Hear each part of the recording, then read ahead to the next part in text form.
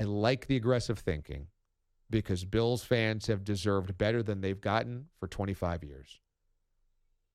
It's a fan base that is believed. It's a fan base that is supported. It's a fan base that is one of the most loyal. It's a fan base that deserves better than the junk they've been served for 25 years. But this is just too rich a haul for me for Stefon Diggs. In a draft where it's one of the best wide receiver drafts in recent memory, I don't want to give up a 1. I don't want to give up a 1 for Stefon Diggs and a 4. Like I said, the 5 and the 6, I don't really care about that too much.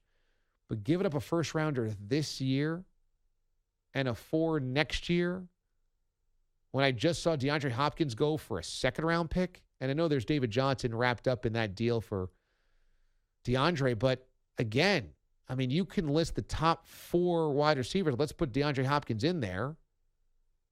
And Diggs isn't even in that group, and I'm going to give up a 1 for him?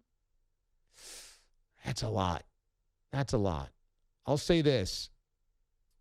If the Bills really feel like they needed to do it now, and they couldn't wait for this first-round pick of this year to develop because now is the time, 2020 is the time, all right, maybe that ups the cost.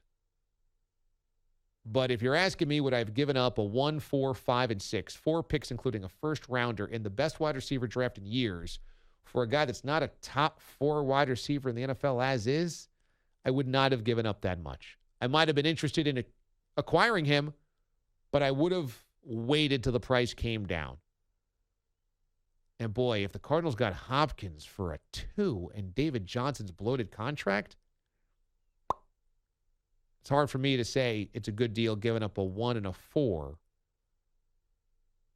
to get a wide receiver not as good as Hopkins.